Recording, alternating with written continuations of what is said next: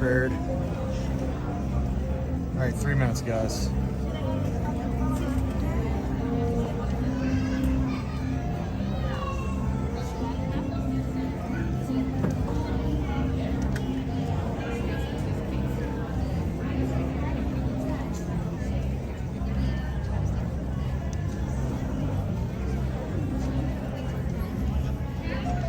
This is what your phone's like, so you haven't been able to let it go since you sat down. Bless you.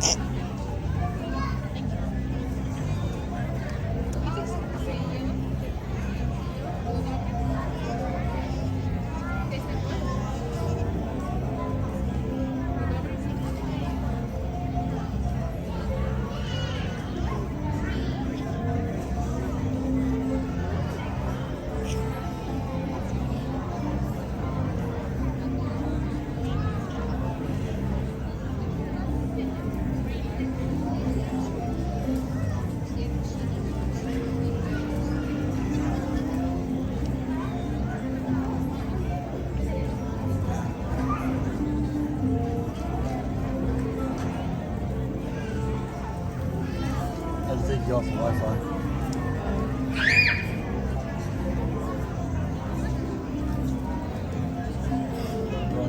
Brilliant.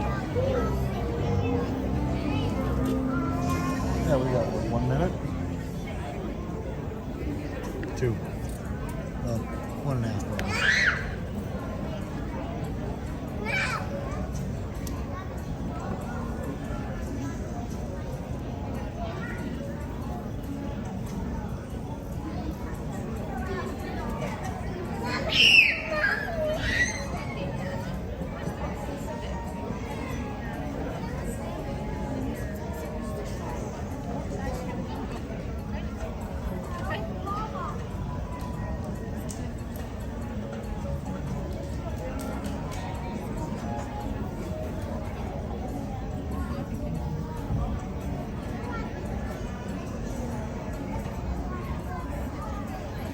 You can zoom in a little bit. How's that look? Can you see it on your side? They're about to cut the lights down. We got less than a minute.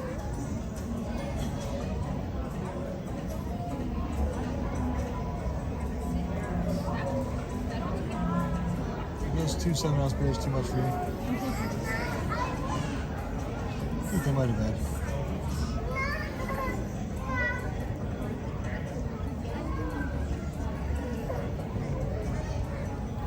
Hello everyone, and welcome to SeaWorld Theater. While inside, smoking is not permitted. And for the safety of our animals, please refrain from the use of flash photography. If you need to leave at any time during the show, please exit up the stairs where an operations ambassador will assist you. And now, SeaWorld is proud to present Rescue Tales. Hello everyone, how are you guys doing today? I think we can do a little bit better than that. I said, how are you guys doing today? That's much better. Now, my name is Jillian and this is Christian, and we work for a company called Conservation Ambassadors. Now, we're actually based out of California, and what it is we do in our center is we give a home to rescued wildlife. Animals that are sick or injured somehow and can't be set free back out into the wild, those animals are sent to us at our center. Or other times we have a big problem, especially here in the United States. We have a problem with people trying to make pets out of wild animals. That never ever works. It's also against the law, and those animals are taken away and sent to our center as well. Now we give these animals lots of love, lots of attention, and lots of food. And the animals that we can, we train to travel, going mostly to school groups, giving us a chance to share some amazing rescued wildlife up close and personal. Now, we've been working with SeaWorld for over 26 years, and we've gotten to witness some of the amazing rescue work that SeaWorld's done. In fact, since they first opened up their gates, SeaWorld has rescued and released over 40,000 animals. Yeah, that definitely deserves a round of applause. That's incredible. And we love what they do, so when they asked us to come share some of our rescued wildlife, we were super happy to do so, and we brought some awesome animals for you guys to meet. And we're actually going to start with one of our local friends. Hi everyone, this is Poppy, our Virginia opossum. And these animals were originally an East Coast animal, but they spread all across the United States while the railroad tracks were built. In fact, they were brought state to state as a food source. But we got Poppy here because one day a lady was driving home at night and she saw a cute little fur ball run across the road. And she had tried her best to stop, but she'd accidentally hit that fur ball. So she got out of her car and saw that it was an opossum. Now she was smart though, and she'd done her research and she remembered reading somewhere that opossums were marsupials. Now we know marsupials are out of the pouch, but what do they keep in that pouch? What do they keep in that pouch? There we go. So she got down real low and she bravely opened up that pouch, and what she found was 5 beautiful opossums. One of them being Poppy here. So she swooped them on up and she took them to the nearest rehab center, where they had the best chance of surviving and getting back out in the wild. Now let me tell you, they were doing great. They were eating, foraging for their own food, they're getting bigger and stronger, so they started climbing. They were even staying away from people, except for our little dude, Poppy here, who they had found out was almost completely blind. And because of that, he was unable to be released back out in the wild with his siblings. But he found show home with us. Now Poppy here is 2 years old, and I know that might seem young, but in the wild, these guys only live 3 to 4 years. But check this out, in those 3 to 4 years, mama opossums will have up to 50 babies. Jeez. Yeah, if I had 50 kids, I would probably call up to 4 years too. Little Poppy has a very important job, and that's why he keeps us all safe at night by avoiding Lyme disease. And he does this by eating his favorite snack. This guy eats ticks. In fact, in one season, he can eat up to 5,000 ticks in your very own backyard. So if you ever see a little Poppy, cruising your backyard, just know he's doing his job, keeping you and your family safe at night.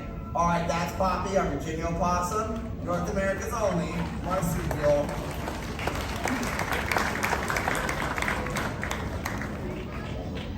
Speaking of marsupials, this little guy is from the land of marsupials, Australia.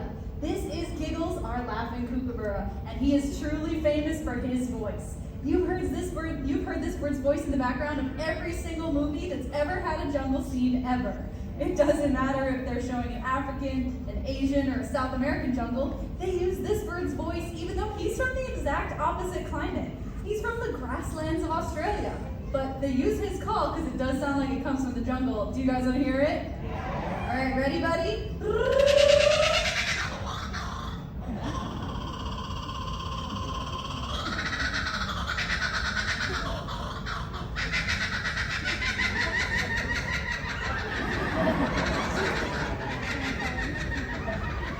Isn't that awesome? That's cool. Yeah, I love it. Now, these birds are famous for their call, but I think they should be famous for something else as well. See, kookaburra are one of the largest members of the kingfisher family, but he doesn't hunt fish. Instead, he hunts mice, lizards, and snakes in the grasslands of Australia. You guys have one of those friends that never stops talking? If you don't, you're probably that friend. Now, he hunts mice, lizards, and snakes. I've even seen videos of this bird hunting snakes as long as 6 feet. He'll dive down with that specialized bill of his, they'll grab onto the snake behind the head, then he'll whip it back and forth till it's like a limp noodle, and then he'll start to swallow, slowly swallowing and digesting that snake over 3 days while the rest of it hangs out the corner of his mouth. Sounds a little weird, works very well for the kookaburra though. Now, we have this little guy because someone in the US fell in love with these birds and they found a way to purchase one online. Only this person lived in an apartment complex, and see, kookaburra are known in Australia as the outback alarm clock because every single morning at the break of dawn, they let out that call, that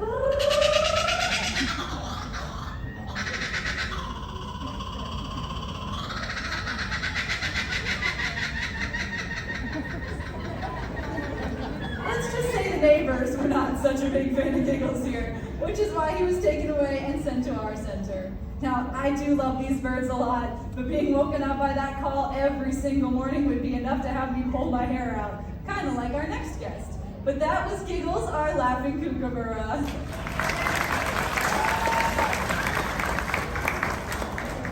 And this beautiful bird is Vulture, our turkey vulture.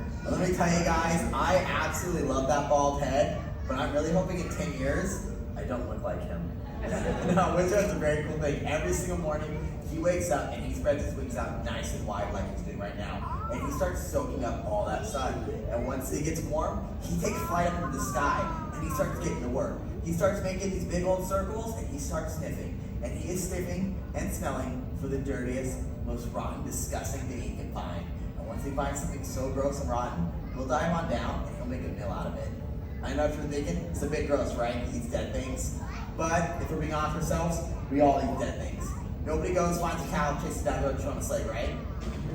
The only thing is, he's able to think that so many bacteria and germs, it would make us sick. So he serves perfect as nature's cleanup crew. Now, we said he has that bald head there, and that is absolutely perfect for his diet. He can dive his head fully down to rotten meat, and when he pulls out, his head stays slick, clean, and smooth, not tugging out any of those feathers. Now, he's got one other cool trick, and that's with his feet. When his feet get really dirty, he's got a weird way of rinsing them off. You guys want to hear it? Alright, when his feet are really, really nasty, to rinse them off, he pees on them. That's why we named him Wizard.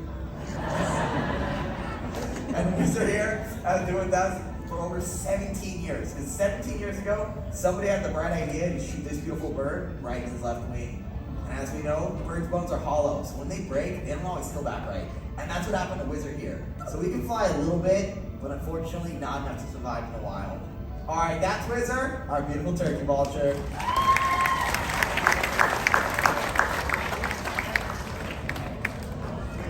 This is Pepe, and what is he? Exactly, he is a striped skunk, and he gets his name for these beautiful racing stripes going down in his back. There's also spotted skunks that live right here in Florida, as well as a hog-nosed skunk with a nose kind of like a pig. But what all skunks have in common is the spray. You guys all know about skunk spray, right? Yeah, so instead of talking about it, I think I'm just going to show you how it works. I'm just kidding. I'm saving that little stunt for the end of my career. And it will most definitely happen in a junior high school. Oh, it's going to be amazing. But that spray is the skunk's only form of defense. He can't run that fast, he doesn't have super sharp claws or a very strong bite. So let's say a skunk sees a predator. The first thing that skunk is going to do is throw a fit. Have any of you all ever thrown a fit before? Yeah, I know I have. So this little guy will stomp his little skunk feet to say, I am a skunk and I am about to spray. If that doesn't work, he'll even do handstands, waving that tail in the air to really show off the fact that he is a skunk and he is about to spray. And if that second warning doesn't work, well, then he will spray. And they can spray about 15 feet. Some of you lucky people are in the spray zone. Now, we all know that smells bad, but that's actually not the important part. That spray will get into the eyes and the nose of the animals that's attacking him, and it burns, working like nature's pepper spray, and hopefully getting that animal to leave him alone. Now, we've been having a bit of a problem with skunks. Every week at our center, we'll get calls from people saying, oh my goodness, we've got such a skunk problem. So we'll say, what's the problem? And about 9 times out of 10, it's a family saying, well, every night there's this group of skunks that comes up on our porch and eats all our dog and cat food. I'm sorry, that's not really a skunk problem, that's a people problem. People are leaving food out in the middle of the night and expecting wild animals not to come up and eat it. But it is causing problems. These skunks are getting so much extra food that they're having more and more babies, and then the population is growing to the point where they're becoming an issue. Luckily, it's very easy to fix. Just bring that dog and cat food in at night, and then these guys will go back to eating things they're supposed to eat. Things like slugs and snails and other pests that will turn them into helper animals rather than problem animals. Now, we got little Pepe here because his mother was unfortunately hit by a car, and when the people got out and saw Pepe by the side of the road, they decided to take him home. He even managed to get his scent glands removed, which meant that when they got caught, Pepe here was deemed non-releasable. So he was sent to us at our center. Let's give a hand to little Pepe, our striped skunk.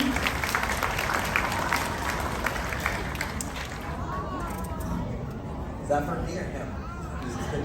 This is Disco, our gray fox. And this little guy was actually found abandoned as a pup. And he was found by a local rehab group that had every intentions on re-releasing him back out in the wild. But unfortunately, they had chose the wrong rehabber to do the job. And she took this little dude home and did everything wrong. She loved on him, she cuddled on him, she let him watch TV with the kids, play with the dogs. So by the time she brought him back, they thought she completely ruined him. He had totally lost his healthy fear and respect of people. So they sent him on over to us about 12 years ago. Now, gray foxes in the wild, they only live 8 to 9 years. Disco here is 13 years old.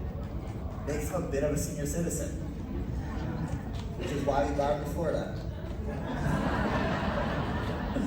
Now, this little gray fox is an excellent hunter. He's got some cat-like movement that helps him scalp the trees really fast, lets him get the berries, mice, birds, grass, just about anything he wants. He takes care of nature's pests. He's excellent pest control. But one of the things we were noticing is that for a while, their populations were starting to diminish because we were hunting them for this beautiful coat here. And if that wasn't enough, we also introduced an invasive species called the red fox. We started taking over their habitats and their food sources. But in recent years, we've actually noticed the gray fox's populations have started to come back up to a rise, which I think is pretty awesome. Now, little Disco here, I know he's a cute little dude, but let me tell you, he packs a punch. And what I mean by that is he's one stinky little man. And I'm sure some of you in the front row can probably smell him or me. I'm not too sure yet. But he uses that odor to help you lure other males away in the wild, to tell them, this is my spot, stay away, leave me alone. But the thing I love about it is he uses that same odor as his own personal cologne to help him get the ladies. So working on some of you? All right, that's little Disco, our gray fox.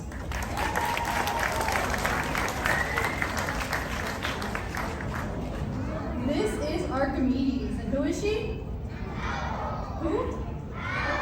Who? Who? I'm just kidding. That's my only owl joke, I promise. You guys are right. Archimedes is our great horned owl, and she gets her name for these beautiful feather tufts on the top of her head. Now, owls are perfectly set up to fly and hunt at night. She has a couple adaptations that help her out. Number one is her eyes. Her eyes are so good at seeing in the dark that if we took out all the light in this room, just made it so pitch black you couldn't even see your own hand, and we put out one little candle, that one candle's worth of light would be enough for her to see about as well as we can see right now. But those eyes do have a problem though. They are so stuck in her little owl skull and take up so much room that they are actually stuck facing completely straight forward. So if she wants to look to the left, she has to turn her whole head to the left. And if she wants to look to the right, she's got to turn her whole entire head to the right. Now, owls can turn their heads how far around? You guys are pretty close, almost all the way around, about 270 degrees. It's not quite like the cartoon. She can't go around and around and around. If she tried, her head would probably pop right off. But she can do about 270 degrees. Now, the other thing that helps her out at night is in her wings. Her wings have special feathers called comb feathers that actually break up the wind and give her perfectly silent flight. And that helps in a couple ways. Number one is when she's out hunting at night, she's not just looking for food, she's listening for food. And if she's up in the air going flappity flappity, she's not gonna hear all those little rodents scurrying around on the ground. And the second way it helps her out is that those rodents will never hear her coming, and she can make a sneak attack to grab her prey. If she hears or sees a mouse or rat on the ground, she will swoop down and use 600 pounds per square inch of crushing force to grab it and make it her meal. And an owl this size can eat about 3 to 5 small rodents a night, making them an extremely important part in the cycle of life. These guys help keep us from being overrun by the rodent world. Now, Archimedes here was flying free until about 10 years ago when she made a very big mistake. She accidentally swooped in front of a car, and although the driver tried to stop, they couldn't, and they hit this poor bird, crushing her left wing. Luckily for her, they scooped her up and took her to the UC Davis Raptor Center in California, where they saved her life. But as her wing healed, it has just a slight bend in it that takes away her gift of flight. So instead, she was sent to our center. Now, I do think she's absolutely gorgeous, but these colors of hers are for the opposite of showing off. If you were to put her up against an oak tree, she would blend in perfectly and be completely camouflaged for life in our woods.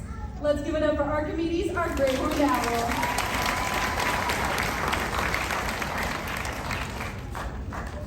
All right, this gorgeous gal is Tico, our Harris hawk. And these are one of the rare birds that hunt in packs. And they do this because they come from the harsh deserts, which for getting their food sources are very scarce. And the only way they can survive is by working together.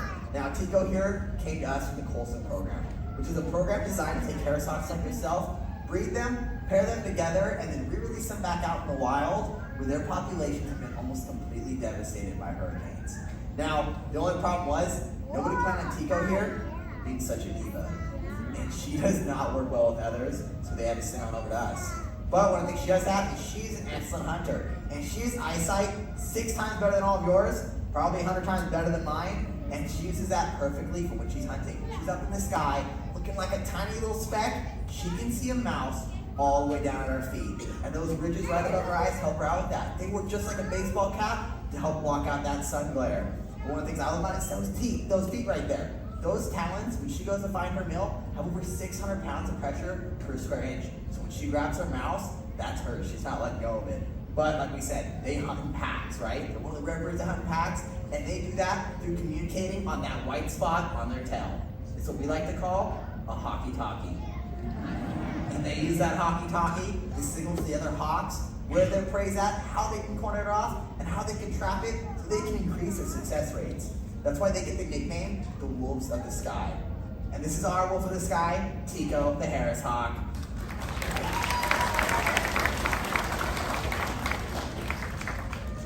Now, because we get to work with such awesome animals all the time, people are always asking us, what's your favorite animal? But do you guys know what my favorite animal is? It's actually none of these guys. We love the wildlife. That's why we do what we do. But my favorite animal, without a doubt, is my own personal house cat. I trust him, he trusts me, we never ever bite each other. I know he wants to be with me. You gotta know that wild animals would much rather be in nature where they truly belong. Now, we like to end each of our shows with just a couple easy, simple things that you guys can do to help wildlife like Pepe here.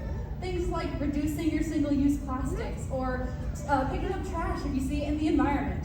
Or if you find a sick or injured animal in the wild, get it to a wildlife rescue center.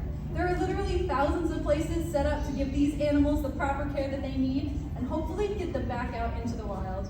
Anyways, thank you guys so much for coming to see our show, and have a great rest of your day at SeaWorld, everybody.